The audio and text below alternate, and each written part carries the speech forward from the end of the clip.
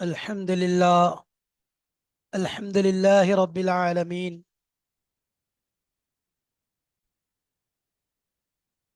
والصلاة والسلام على رسوله الأمين وعلى آله وصحبه أجمعين. أما بعد، فقد قال جل وعلا في كتابه العزيز بعد أعوذ بالله من الشيطان الرجيم. بسم الله الرحمن الرحيم. كل نفس ذائقة الموت. صدق الله مولانا العظيم. وقال أيضا: قل إن الموت الذي تفرون منه فإنه ملاقيكم ثم تردون إلى عالم الغيب والشهادة وينبئكم بما كنتم تعملون. صدق الله مولانا العظيم. சங்கை நிறைந்த அல்லாஹ்வின் நல்லடியார்களே, அன்பும் பாசமும் நிறைந்த மாணவ சகோதர சகோதரிகளே, அல்லாஹுடைய அருளினால் கிருபையினால் உம்தத்து சாலிக் உத்தத்து நாசிக் என்ற ஷாஃபி மதுஹபினுடைய சட்ட கிதாபுகளை, அதன் சட்டங்களை நாம் வரிசையாக விளக்கமாக அல்ஹம்துலில்லா பார்த்து வருகிறோம். அந்த வரிசையிலே நாம் ஆரம்பமாக கிதாபு தஹாரத் என்ற பாடத்தை முழுமையாக நிறைவு செய்தோம். அதற்கு பிறகு இரண்டாம் பகுதியாக கிதாபு சலாத் என்பதை துவங்கி அதனுடைய பாடங்கள் மிக தெளிவான முறையில் நமக்கு விளக்கப்பட்டது. அதற்கு பின்பாக இப்பொழுது நாம் மூன்றாம் பகுதியான ஒரு முக்கிய பகுதியை நாம் அடைந்திருக்கிறோம். இதிலே தொழுகை என்பதும் உள்ளே கட்டுப்பட்டாலும் இதில் அதோடு சேர்த்து மற்ற விஷயங்களும் இருப்பதனால் இதற்கு கிதாபுல் ஜனாயிஸ் என்பதாக பெயரிடப்பட்டிருக்கிறது. ஜனாசாக்கள் சம்பந்தமான பாடம். ஜனாசாக்களுடைய அனைத்து விஷயங்களும் இதிலே கொண்டு வரப்படும். ஜனாசாவுடைய அந்த நெருக்கம், சக்ராத்துடைய ஹால் என்று சொல்லப்படக்கூடிய அந்த நிலையிலிருந்து அதற்கு பிறகு அதை குளிப்பாட்டுவது, பின்பு கஃனிடுவது, அதற்கு பின்பு அதை தொலை வைப்பது, அதை சுமந்து செல்வது, அதற்கு தொலை வைப்பது, பின்பு அதை தஃபன் செய்வது, இது போன்ற அனைத்து விஷயங்களும் அதில் விலாவரியாக தெளிவான முறையில் நமக்கு சொல்லப்பட இருக்கிறது. எனவே நாம் இந்த கிதாபுடைய மூன்றாம் பகுதிக்கு கிதாபுல் ஜனாயிஸ் என்று கிதாபுடைய ஆசிரியர் தெளிவாக பாடம் பெயரிட்டிருக்கிறார்கள். எனவே இது சம்பந்தமான விஷயங்களைத்தான் இங்கு நாம் காணப்போகிறோம். இது கிதாபுல் ஜனாயிஸ் என்பது கிதாபில் உள்ள அந்த இபாரத், அதையே நாம் இங்கு கொண்டு வந்திருக்கின்றோம். எனவே இன்ஷா அல்லாஹ் கிதாபுல் ஜனாயிஸுடைய ஒவ்வொரு பாடங்களையும் நாம் வரிசையாக காண இருக்கிறோம். வாருங்கள் இன்ஷா அல்லாஹ் பாடத்திற்குள் செல்லலாம். பாடத்தின் எண்ணிக்கையிலிருந்து ஆரம்பிப்போம். வாருங்கள் உள்ளே செல்வோம் இன்ஷா அல்லாஹ். 28 ஜனாசா தொழுகை பாடம். இதன் சுருக்கங்களை, இதனுடைய சட்டங்களை, இதன் முறைகளைத்தான் பார்த்து வருகிறோம். இப்பொழுது நாம் இந்த பாடத்தில் பார்க்கக்கூடிய விஷயம் என்ன? ஃபஸ்லுன் ஃபி குஸ்லில் மையீத்தி, மையத்தை குளிப்பாட்டுதல் சம்பந்தமான பாடம். ஜனாசா குளிப்பாட்டுதல், ஜனாசாவை குளிப்பாட்டும் முறை என்ன, குளிப்பாட்டும் பொழுது எவ்வாறு அதை கடைபிடிக்க வேண்டும், அதேபோல் குளிப்பாட்டக்கூடியவர் யாராக இருப்பதெல்லாம், ஷரியத்திலே சொல்லப்பட்ட வரிசை என்ன என்பதை பற்றி இந்த பாடத்தில் இன்ஷா அல்லாஹ் நாம் பார்க்க இருக்கிறோம். வழக்கமான அடிப்படையிலே பாடத்திற்குள், கிதாபிற்குள் நுழைவதற்கு முன்பாக அதன் சுருக்கங்களை சில தலைப்புகளின் கீழ் நாம் கோடிட்டு நாம் காட்டுவது வழக்கம். அந்த அடிப்படையிலே இங்கும் என்ட்ரன்ஸ் ஸ்டோர் என்று கூறப்படக்கூடிய அந்த வாசகத்தின் அடிப்படையில் இதில் நுழைந்து நாம் இதிலே கூறப்படக்கூடிய விஷயங்களை, தலைப்புகளை பார்த்துவிட்டு இதனுடைய சுருக்கங்களையும் இன்ஷா அல்லாஹ் பார்க்க இருக்கிறோம். முதலாவது, இங்கு நாம் 4 தலைப்புகளின் கீழ் சுருக்கங்களை சொல்லியிருக்கிறோம். 4 தலைப்பிற்குள்ளதான் இந்த பாடத்துடைய சுருக்கங்கள் அடங்குது. முதலாவது பாருங்க, ஆண் ஜனாசா குளிப்பாட்டல், ஆண் ஜனாசாவை குளிப்பாட்டுதல். இரண்டாவது, பெண் ஜனாசா குளிப்பாட்டல். மூன்றாவது, குளிப்பாட்டும் முறை என்ன. நான்காவது, சுத்தம் செய்தல். இந்த 4 விஷயங்களை தான் இங்க பார்க்க போறோம். பாருங்க, ஃபர்ஸ்ட் ஒன் மேல் ஜனாசா பாத்திங், செகண்ட் ஃபீமேல் ஜனாசா bathing, third bathing method, fourth cleaning. இந்த 4 தலைப்புகள். இதற்குள் உள்ள சுருக்கங்களை பார்ப்போம். முதலாவது, ஆண் ஜனாசாவை குளிப்பாட்டுதல் என்றால் ஜனாசா ஆண் அல்லது பெண்ணாக இருக்கும் பொழுது, ஆணாக இருக்கிறார், மரணித்தவுடன் அதற்குரிய எல்லா வேலையும் செஞ்சிட்டோம், நம்ம முன்னாடி சொன்ன அந்த விஷயங்களை. இப்போ அவரை குளிப்பாட்டுறதுக்காக வேண்டி ரெடிப்படுத்தணும். குளிப்பாட்டுற விஷயத்துல ஆணாக இருந்தால் அவரை குளிப்பாட்டக்கூடிய உரிமை, அவரை குளிப்பாட்டக்கூடிய ஹக்கு யாருக்கு அதிகமாக இருக்கிறது என்பதை பார்ப்போம். ஆண் ஜனாசாவாக இருந்தால் அவருடைய தந்தை அவரை குளிப்பாட்டுவது சிறந்தது முதலாவது. அல்லது தந்தைக்கு அடுத்ததாக பாட்டனார் அந்த இடத்தை பிடிப்பார். பாட்டனாருக்கு பிறகு அவர் இல்லை அப்படின்னு சொல்லி சொன்னா அவருடைய மகன், இறந்த மனிதருடைய மகனார் அந்த ஜனாசாவை தன் தந்தையை குளிப்பாட்டுவார். அவரும் இல்லை என்றால் சகோதரர், ஜனாசாவுடைய சகோதரர் அவரை குளிப்பாட்டுவார், உடன் பிறந்த சகோதரர். அவரும் இல்லை என்றால் அவருடைய சிறிய தந்தை குளிப்பாட்டுவார், தந்தையோடு பிறந்த சகோதரர். அவரும் இல்லை என்றால் சிறிய தந்தையினுடைய மகன்கள், தந்தையோடு பிறந்த சகோதரின் மகன்கள் இவரை குளிப்பாட்டுவார்கள். அசபாத்துடைய அந்த வரிசையை எப்படி முதல்ல நம்ம சொன்ன தர்த்தீபின் பிரகாரம் அவரை குளிப்பாட்டுவார்கள். இது ஆண் ஜனாசாவுடைய முறை.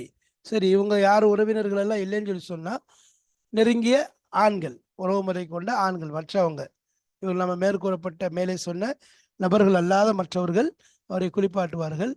அது உறவு முறைகள் நெருக்கமானவங்க. அப்படியே யாரும் கிடைக்கல, உறவினர்களே யாரும் குளிப்பாட்ட முன்வரவில்லை அல்லது இல்லை என்று சொன்னால் அந்நியர்கள் ஆண்கள் குளிப்பாட்டுவார்கள், அந்நிய ஆண்கள் குளிப்பாட்டுவார்கள்.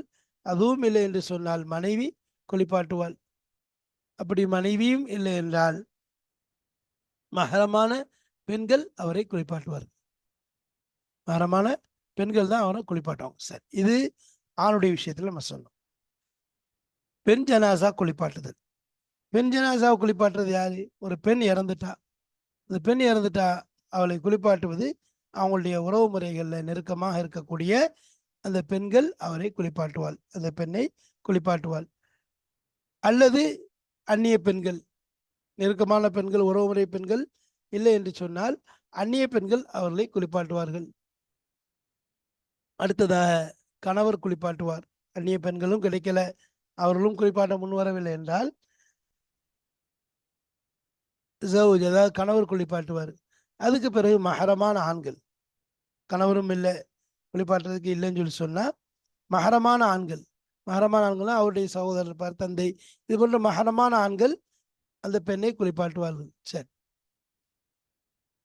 இப்போ காஃபிராக இருக்கு ஜனாசா, காஃபிராக இருந்தால் குஃபார்களுடைய, காஃபிர்களுடைய அவங்களுடைய நெருக்கமானவங்க யார் அவங்களுக்கு ஹக்கா இருக்காங்களோ, அதாவது அவங்க தான் யார் குஃபார்களுடைய அவங்க உறவு முறைகளில் யார் அவங்களுக்குள்ள இருக்காங்களோ சொந்தக்காரங்க, அவங்க குளிப்பாட்டி கொள்வாங்க. சரி, இப்போ குளிப்பாட்டுறது ஒரு நம்பிக்கைக்குரியவராக இருக்கணுங்கிறது முக்கியமான விஷயம்.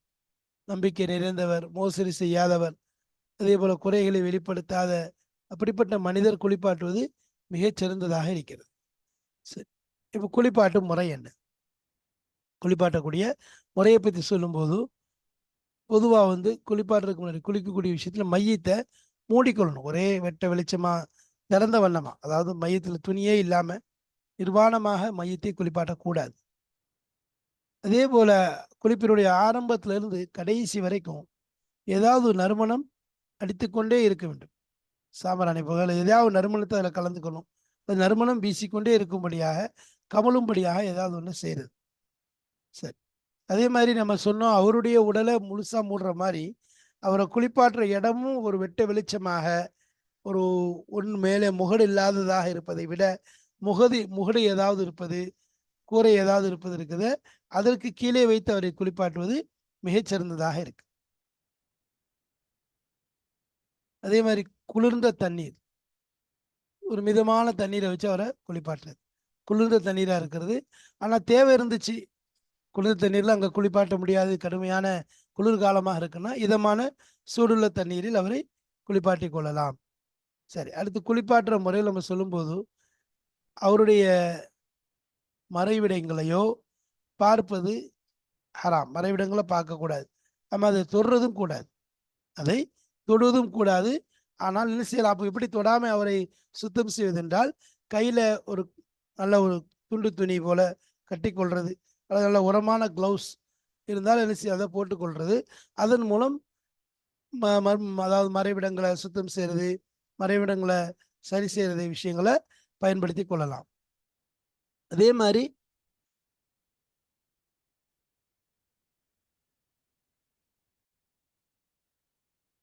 அதேபோல் அதல்லாத மறைவிடமல்லாத மற்ற விஷயங்களையும் பார்க்காமல் இருப்பதுதான் சுண்ணத்தாக்கப்படும். அதையும் ஒரு துணியை கொண்டு கையில் கிளவுஸ் இது போன்ற நல்ல கையை மறைத்து விட்டு என்ன செய்யறது, துண்டு துணியை சுத்தி கொள்வது, கிளவுஸை அணிந்து கொள்வது, அதன் மூலமாக சுத்தம் செய்வது. அவருடைய வயிற்றில் உள்ள அந்த கழிவுகளை வெளியேற்றுவது. பொதுவாக குளிப்பாட்டு முறையில் சுத்தம் செய்யறது சேர்ந்துருச்சு. அவருடைய வயிற்றில் உள்ள கழிவுகளை வெளியேற்றுறது. அதே மாதிரி அவரை சிறுநீர், அதாவது கழிவு விடுறது, சுத்தம் சிறுநீர் வெளியான செல்வது, வயிற்றுள்ள கழிவுகள் வெளியானதுக்கு பிறகு அவரை சுத்தம் செய்யுது. இஸ்திஞ்சா செய்யுதுன்னா எப்படி யூரின் போயிட்டு உயிரிழந்தவங்க என்ன செய்வாங்க, கழுவுறாங்க, அது மாதிரி மலஞ்சலம் கழிச்சு கழுவுறாங்க, அந்த மாதிரி அவரை சுத்தம் செய்ய வைப்பது. அவரை என்ன செய்யணும், இருக்கிறவங்க குளிப்பாட்டுறவங்க சுத்தம் செய்து விடுவது, அவரை ஒது செய்ய வைப்பது, ஒது செய்யறது அழகான முறையில். ஏன்னா அதில் வாய் கொப்பளிக்க முடியாது, அந்த இடத்துல வாயை லேசாக துடைச்சிக்கிறது, இந்த மாதிரி நாசியிலே அதுக்கிட்டே லேசாக துடைச்சி கொள்வது.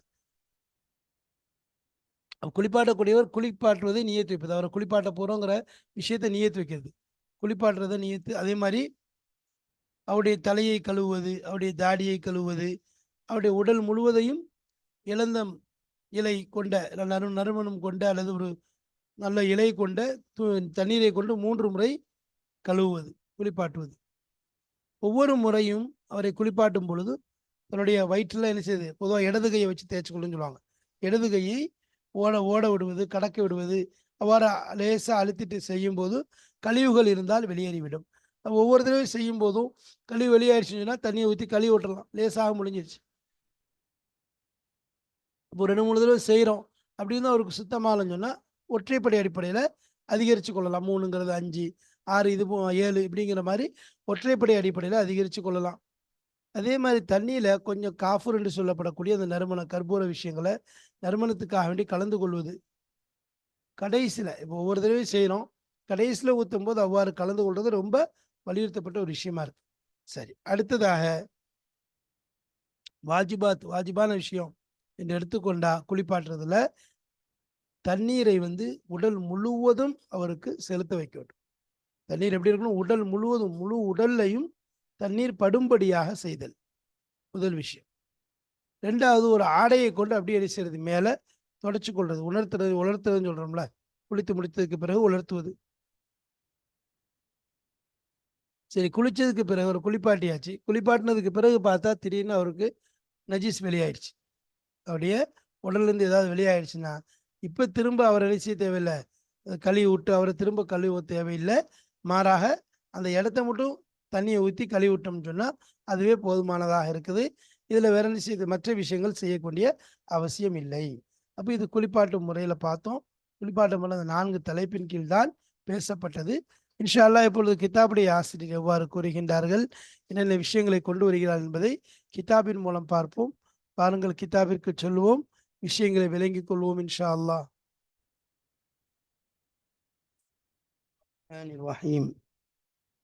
ஃபஸ்லுன் ثم يغسل فإذا كان رجلا فالأولى بغسله الأب. அடுத்து உட்பிரிவு பேசப்படுகிறது குளிப்பு சம்பந்தமாக. ஜனாசாவை குளிப்பாட்டுதல். சும்ம யுகசலு, பின்பு ஜனாசா குளிப்பாட்டப்படும். இதா கான ரஜுலன், ஜனாசா இறந்தது ஆணாக ஆகியிருந்தால், பல் அவுலா மிகச் சிறந்தது, பிகுஸ்லிஹி அவரை குளிப்பாட்டக்கூடிய விஷயத்திலே, அவரை குளிப்பாட்டுதலை கொண்டு மிகச் சிறந்தவர் தகுதியானவர் அல் அபு அவருடைய தந்தை. சும்மல் ஜத்து பின்பு அவருடைய பாட்டனார், தந்தையின் தந்தை. சும்மல் இபுனு பின்பு அவருடைய மகன். சும்மல் அஹு பின்பு அவருடைய சகோதரன். சும்மல் அம்மு பின்பு அவருடைய சிறிய அல்லது பெரிய தந்தை, தந்தையுடன் பிறந்த சகோதரர்கள். சும்ம இபுனுஹு, சும்ம இபுனுஹு என்பது அவருடைய மகன்கள், அதாவது சிறிய தந்தை அல்லது பெரிய தந்தையுடைய மகன்கள். இந்த மனிதருடைய சச்சா மகன் அல்லது பெரித்தா மகன், பெரியப்பாவுடைய மகன் அல்லது சிறிய தந்தையுடைய மகன்கள் என்பது இந்த ஹூல் அமீர் அம்முக்கு போதும். அலா தர்தீபில் அசபாத்தினா இரத்த பந்த உறவுகளுடைய அசபாத் என்பது நசபியான்னு சொல்றது. இரத்த பந்த உறவுகளுடைய அந்த வரிசையின் அடிப்படையிலே அவர்கள் தொலை வைக்கக்கூடிய குளிப்பாட்டக்கூடிய உரிமையை வரிசையாக வழங்கப்படும். அசபாத்துல யார் முதலாவது வருவாங்க, அடுத்து யார் இரண்டாவது, அடுத்து யார் மூன்றாவது என்று தகுதி இருக்கிறது அல்லவா, அந்த அடிப்படையில். இப்போ இந்த இடத்துல தந்தை என்று சொல்லும்போது தந்தைக்கு அடுத்து ஜத்து பாட்டனார், அதுக்கு மேலே பாட்டனார் இருக்காருன்னு சொன்னால் அவருக்கு தான் முக்கியத்துவம் கொடுக்கப்படும். அதுக்கு மேலே பாட்டனார் இருந்தாருன்னு சொன்னால் அவருக்கு தான் முக்கியத்துவம் கொடுக்கப்படும். அதே போல் மகன் விஷயத்தில் மகன் இல்லை பேரனார் இருக்காருன்னா அந்த மாதிரி மகனுடைய மகன் இருக்கார், அப்போ அவருக்கு முக்கியத்துவம் கொடுக்கப்படும். இப்படி ஒவ்வொரு ஆளுக்கும் இந்த இந்த அடிப்படையில் நிச்சய முக்கியத்துவம் கொடுக்கிறது. சும்மர் ரிஜாலுல் அகாரிப், பின்பு உறவு முறைகள் உள்ள ஆண்கள், நெருக்கமாக உள்ள ஆண்கள் இது செய்யப்படுவாங்க, குளிப்பாட்டுவதற்காக முற்படுத்தப்படுவாங்க. சும்மல் அஜானிபு, பின்பு அந்நியவர்கள். சும்ம ஜவுஜத்து, பின்பு அவருடைய மனைவி. சும்மன் நிசா உல் மஹாரிம், அதற்கு பின்பாக மஹரமான பெண்கள். மஹரமான பெண்கள் என்ன, அந்த ஜனாசா, அந்த ஆண் ஜனாசாவுடைய சகோதரிகள் இருக்காங்க, முதல்ல தாய், அதுக்கப்புறம் இந்த சகோதரிகள், மகள்கள், இப்படி அதே தரத்தீப்பில் என்ன செய்யப்படும், முன்னுரிமை கொடுக்கப்படும். இது ஆணுடைய ஜனாசாவாக இருந்தால். ஒயின்கான இம்ரஅத்தன், ஜனாசா பெண்ணாக இருந்தால், ஹஸ்ஸலஹன் நிசா உல் அகாரிப், உறவினர்களுள்ள பெண்கள் அவளை, அந்த பெண்ணை குளிப்பாட்டுவாள். சும்மல் அஜானிப், பின்பு அந்நிய பெண்கள், உறவுமுறை அல்லாத மற்ற பெண்கள், அந்நிய பெண்கள் அவர்களை குளிப்பாட்டுவாள். சும்ம ஜவுஜ், அல்லது அந்நிய பெண்களும் கிடைக்கலன்னு சொன்னால் கணவர் அந்த பெண்ணை குளிப்பாட்டுவார். சும்மர் ரிஜாலுல் மஹாரிம், கணவரும் இல்லை என்று சொன்னால் மஹரமான அந்த பெண்ணுடைய மஹரமான ஆண்கள் குளிப்பாட்டுவார்கள். தந்தை சகோதரர், தந்தை மகன் சகோதரர், இந்த தர்த்தீப் அடிப்படையில் யார் மஹரமா இருக்கிறாங்களோ அவர்கள் குளிப்பாட்டுவார்கள். ஒயின்கான காஃபிரன், இறந்து போன மையத் ஜனாசா காஃபிராக இருந்தால், அகாரிபுகு, அந்த காஃபிருடைய உறவினர்கள், அகாரிபுகுல் குஃபாரு, குஃபாரான உறவு முறைகள், அவருடைய காஃபிரான அவருடைய உறவினர்கள் அஹக்கு, குளிப்பாட்டுவதற்கு மிக தகுதியானவர்களாக இருக்கிறார். இப்போ அவர்கள் தான் என்ன செய்வாங்க, அந்த காஃபிரான ஜனாசாவை குளிப்பாட்டி கொள்வார்கள். வயுண்டபு கவுனுல் காசிலி அமீனன், சுன்னத்தாக்கப்படும் கவுனுல் காசிலி, குளிப்பாட்டுபவனுடைய அதாவது குளிக்க வைக்கிறான குளிப்பாட்டுறவன், அவனுடைய அவர் ஆகியிருப்பது அமீனன், நம்பிக்கைக்குரியவராக. மோசடி செய்கிறவராக இருக்கக்கூடாது, பொய் புத்திராட்டம் செய்யக்கூடியவராக இருக்கக்கூடாது, நம்பிக்கையானவராக இருக்கணும். அவருடைய குறைகளை பாற்றி வெளியில போய் சொல்லக்கூடியவர், அப்படிப்பட்டவராக இருக்கக்கூடாது. குளிப்பாட்டக்கூடியவர் ரொம்ப நம்பிக்கை, ஏன்னா நம்பிக்கையோட குளிப்பாட்டும் பொழுது அவர் ஒரு குளிப்பாட்டக்கூடியவருடைய ஒரு குறையை மறைக்கிறாரோ அல்லாஹ் என்ன செய்யலாம், அவருடைய குறையை மறைக்கிறான். ஒயிஸ்தருல் மையத்து ஃபில் ஹுஸ்லி, குளிப்பாட்டக்கூடிய விஷயத்துல மையத்தை முதலாவது மறைக்கப்பட வேண்டும். குளிப்பாட்டும் போது அது ஒண்ணுமே இல்லாம திறந்த மேனியாக அதை வைக்கக்கூடாது. ஏதாவது ஒரு துணியை போட்டு மூடிக்கொண்டு குளிப்பாட்ட வேண்டும். வலா யஹ்துரு சிவல் காசிலி வ முஈனிஹி, அந்த குளிக்கிற இடத்துல, குளிப்பாட்டக்கூடிய இடத்தில் குளிப்பாட்டக்கூடியவர் இன்னும் அவருக்கு உதவியாக இருக்கக்கூடியவரை தவிர வேறு யாரும் ஆஜராக கூடாது. இப்போ நிறைய கூட்டம் போய் அங்கே கூடி நின்றுட்டு இருக்கக்கூடாது. ஒரு குளிப்பாற்றவர், அவருக்கு உதவியாக இருக்கக்கூடிய 2 பேர் இருக்கலாம், அவர்கள் அந்த இடத்துல நின்று கொள்ளணும். யுபஹரு மின் அவ்வலி குஸ்லிஹி இலா ஆஹிரிஹி, யுபஹருனா நறுமணம் போடப்படும். உதாரணமாக சாம்பிராணி போடுறதுன்னு சொல்லுவாங்க, புகார், அதாவது சாம்பிராணி போட்டு தீயை காட்டி எப்படி இருக்குது அந்த இடத்துல கம்மகம்னு வைக்கிறதுக்காக வேண்டி யுபஹரு, சாம்பிராணி புகை போடப்படும். மின் அவ்வலி குஸ்லிஹி, அவருடைய குளிப்பாட்டலுடைய ஆரம்பத்திலிருந்து இலா ஆஹிரிஹி, அதனுடைய கடைசி வரைக்கும் நறுமணம் பூசப்படும், நறுமணம் போடப்படும், சாம்பிராணி புகை காட்டப்படும். வல் அவுலா, மிகச்சிறந்தது, குளிப்பாட்டுவதில் மிகச்சிறந்தது இடத்துல தஹத்த சக்ஃபின் வபீமா, தஹத்த சக்ஃபின்னா முகடு இருக்குது, மேலே ஓப்பனா இல்லாம ஏதாவது ஒரு மறைப்பு பகுதியா இருந்தா, கூரையோ அல்லது ஹாஸ்பிட்டல் சீட்டோ அல்லது ஏதாவது ஒரு முகடு இருக்கு, அதுக்கு கீழே வச்சு குளிப்பாட்டப்படுவது சிறந்தது. மாயின் பாரிதின், குளிரான தண்ணீரை கொண்டு அவரை குளிப்பாட்டுவது. இல்லாலி ஹாஜத்தின், தேவை இருந்தாலே தவிர. அப்போ தேவை இருந்துச்சு, அந்த இடத்துல சூடான தண்ணியுடைய அவசியம் ஏற்படுது என்றால் சூடான தண்ணீரை வைத்து குளிப்பாட்டி கொள்ளலாம். கடுமையான குளிர்காலமாக இருக்குது, குளிர்காலத்தை பொறுத்த வரைக்கும் அதில் போய் திரும்ப கொண்டு குளிரான தண்ணீரை ஊற்றுவதை விட தண்ணீர் கொஞ்சம் சூடுபடுத்தி கொண்டு மிதமான முறையில் சூடு இருக்கும் பொழுது குளிப்பாட்டிக் கொள்வது சிறந்தது. அப்போ இந்த விஷயத்தில் ஒன்று ஒரு விஷயத்தை தெரிஞ்சுக்கொள்ளணும். ரொம்ப குளிர்காலமாக இருந்தால் சூடான தண்ணீரையும், ரொம்ப சூடான காலமாக இருந்தால் வெயில் காலமாக இருந்தால் குளிரான தண்ணீரையும் பயன்படுத்திக் கொள்வது சிறந்தது. வயஹருமு நதுரு அவுரத்திஹி மஸ்ஸுஹா இல்லா பி ஹர்கத்தின் வயஹருமு ஹராமாகும் நதுரு அவுரத்திஹி அவருடைய மறைவிடத்தை பார்ப்பது மஸ்ஸுஹா அதை தொடுவது இல்லா பி ஹிர்கத்தின் ஏதாவது ஒரு துண்டு துணியை கொண்டே தவிர. அப்போ துண்டு துணியை கொண்டு தொட்டால் ஒன்றும் பிரச்சனை இல்லை. துண்டு துணி இல்லாமல் அதை மறைவிடத்தை தொடுவதும் சரி, அதை மறைவிடத்தை பார்ப்பதும் ஹராமாகும். ஒயுந்தபு இன்னும் சுன்னத்தாக்கப்படும் அல்லா எல்லுர இலா கைரிஹா அது அல்லாத அது மறைவிடம் அல்லாத மற்ற விஷயத்தின் பக்கமும் பார்க்காமல் இருப்பது சுன்னத்தாக்கப்படும். மற்ற விஷயத்தின் பக்கம் என்ன செய்யக்கூடாது, குறைகள் மற்ற ஏதாவது எது தேவையில்லையோ அதன் பக்கம் பார்க்காமல் இருக்கிறது தான் சுன்னத். வலா எமஸ்ஸஹு அதே போன்று தேவையில்லாத தொடக்கூடாது, அல்லா எமஸ்ஸஹுன்னு அர்த்தம். அதை தொடாமல் இருப்பதும் அதை பார்க்காமல் இருப்பதும் சுன்னத்தாக்கப்படும். இல்லா பி ஹிர்கத்தின் ஒரு துண்டு துணியை கொண்டே தவிர. துண்டு துணியை கொண்டு யூஸ் பண்ணிக்கலாம். துண்டு துணி இல்லாமல் அதை தொடுறது அதை பார்க்கறதுங்கிறது முறை கிடையாது. யுஹ்ரிஜு மாஃபி பத்னிஹி மினல் ஃபதலாத்தினா கழிவுகள், மலம் ஜலம் மற்ற கழிவுகளை சொல்றது. கழிவுகளில் இருந்து அவருடைய வயிற்றிலே எந்த ஒன்று ஆகியிருக்கிறதோ அதை குளிப்பாட்டக்கூடியவர் வெளியேற்றுவார். ஒயஸ்தஞ்சீஹி இன்னும் அவரை தண்ணீரின் மூலமாக சுத்தம் செய்வார். அதாவது அந்த இடத்த அந்த கழிவுகளை அவருடைய இஸ்திஞ்சா செய்ய வைப்பார்னு அர்த்தம். அவருக்கு தண்ணியை வச்சு கழுவுறது. ஓ யுவல்லி உஹு ஓ என்வி ஹுஸ்லஹு இன்னும் அவருக்கு ஒது செய்ய வைப்பார். ஓ என்வி ஹுஸ்லஹு அவருடைய குளிப்பாட்டுதலை நியத்து வைப்பார். அவர் குளிப்பாட்ட போறாரு, அந்த குளிப்பாட்டக்கூடியவர் நியத்து வைத்துக் கொள்வார். ஒயக்சிலு ரஸஹு அவருடைய தலையை கழுவுவார்.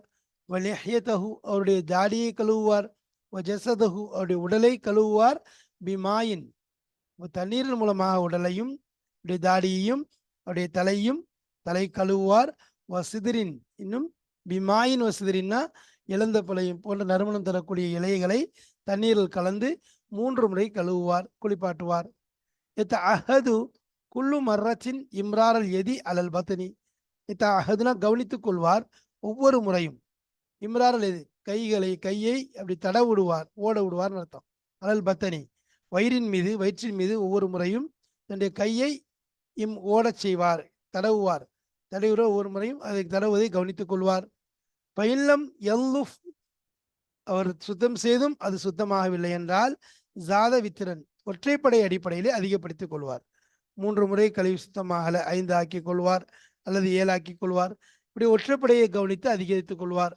ஒயஜாலு ஃபில் மாயி கலீல காஃபூரின் இன்னும் அவர் தண்ணீரை ஆக்கிக் கொள்வார்.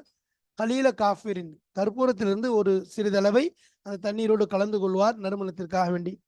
ஒஃபில் அஹீரத்தி ஆக்கது அப்போ அதில் கடைசியாக முடியும் போது கடைசியாக ஒரு தடவை தண்ணி ஊற்ற போகிறோம், இதோட குளிப்பாட்டத்தில் முடித்து விடுவோம் என்று இருக்கும் பொழுது அந்த இடத்துல கொண்டு கற்பூரத்தை கொஞ்சம் போடுவது வலியுறுத்தப்பட்டதாக இருக்கிறது.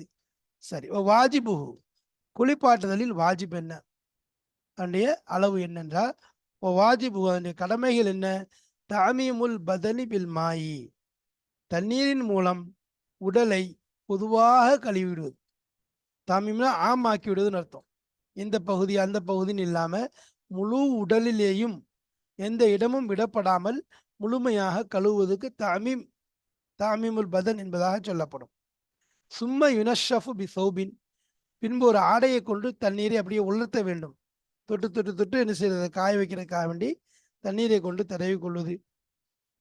ஃபைன் தண்ணி அந்த துணியை கொண்டு என்ன செய்வது, அப்படி உலர்த்த செய்வது. ஃபைன் ஹரஜ மின்ஹு ஷெய்வுன் பாதுல குஸ்லி குளிப்பாட்டியதற்கு பின்னால், குளிப்பாட்டி முடிச்சாச்சு, அதற்கு பின்னால் உடலில் இருந்து ஏதாவது ஒரு வஸ்து கழிவு வெளியானது என்றால் கஃபாஹு ஹஸ்லுல் மஹல்லி அந்த இடத்திலே தண்ணீர் ஊற்றி அதை மட்டும் கழுவுவது போதுமானதாக இருக்கும். மாறாக திரும்ப அதை இன்னொரு முறை அவரை முழுமையாக குளிப்பாட்ட வேண்டும் என்ற அவசியம் கிடையாது. மாறாக அந்த இடத்துல தண்ணி ஊற்றி விட்டா போதும். இது குளிப்பாட்டக்கூடிய முறை தெளிவாக பேசப்பட்டது. குளிப்பாட்டுற முறையில் முதலாவது யார் குளிப்பாட்ட வேண்டும் என்ற தகுதியின் அடிப்படையில் நபர் சொல்லப்பட்டது. அடுத்ததாக குளிப்பாட்டக்கூடியவரோடு இருக்கக்கூடியவர் யாராக இருக்க வேண்டும்? குளிப்பாட்டக்கூடிய நம்பிக்கைக்குரியவராக இருக்கணும். குளிப்பாட்டக்கூடிய இடம் ஏதாவது ஒரு முகட்டிற்கு கீழே இருந்தால் ரொம்ப சிறந்தது. தண்ணீருடைய விஷயமும் குளிராக இருக்க வேண்டுமா, சூடாக இருக்க வேண்டுமா என்ற விஷயமும் தெளிவாக சொல்லப்பட்டது. அதே போன்று அவருடைய மறைவிடங்களை பார்ப்பது, அதை தொடுவது, அதுவெல்லாம் ஒரு துணியை கொண்டு நடந்தால் அதுதான் சிறந்தது. துணி இல்லாமல் தொடுவதோ பார்ப்பதோ ஹராம் என்பதாக. அதேபோல் மறைவிடம் மட்டுமல்ல, மற்ற குறைகள் மற்ற விஷயங்களை எல்லாம் தேவையில்லாமல் பார்ப்பதை விட்டும் தவிர்த்து கொள்ள வேண்டும். கழிவுகள் வெளிவருவதற்காக வேண்டி ஒவ்வொரு முறையும் அவருடைய அவரை குளிப்பாட்டும் பொழுது வயிற்றிலே கைகளை கொண்டு தடவி கொள்வது, வயிற்றில் உள்ள அந்த அசுத்தங்கள் வெளியாவதற்காக வேண்டி செய்து கொள்வது. அதேபோல் குளிப்பாட்டும் பொழுது நறுமணத்தோடு, அது சாம்பிராணி புகைகள் போன்ற விஷயங்களை கொண்டு நறுமணம் ஏற்படுத்தினாலும் சரி, அதே போல காஃபூர், கற்பூரம் இது போன்ற விஷயங்களை தண்ணீரில் கலந்து நறுமணத்தை ஏற்படுத்தினாலும் சரி, இந்த முறைப்படி செய்கிறது. குளிப்பாட்டுதல வாஜிபுன்னு சொல்லும்போது முழுமையாக தண்ணீரை விடுவது. அப்போ இது குளிப்பாட்டக்கூடிய முறையாக இருக்கிறது. இதை நாம் நன்கு தெரிந்து கொள்ள வேண்டும். அதே போன்று பரது கிஃபாயாவாக இருப்பதனால் நல்ல விஷயங்கள் இதெல்லாம் ஜனாசாவிற்கு மையத்திற்கு செய்யப்படக்கூடிய ஒரு நல்ல விஷயங்களுக்கு நாம் தகுதியுடையவர்களாக இருந்தால் நாம் முன்னேறி என்ன செய்வது, இது போன்ற விஷயங்கள் நாம எடுத்து செய்ய வேண்டும். அல்லாஹு தாலா ஒவ்வொரு தீனுடைய ஃபிக்குடைய விஷயங்களையும் படிக்கக்கூடிய பாக்கியத்தை தந்தான். அதை மனதில் நிறுத்தி அதனுடைய ஹிக்மத்தை அறிந்து அமல் செய்யக்கூடிய தௌஃபீக்கையும் அல்லாஹ் நமக்கு தந்து அருள் புரிவானாக. வாஹிர் தாவானா அல்ஹம்துலில்லாஹி ரப்பில் ஆலமீன்.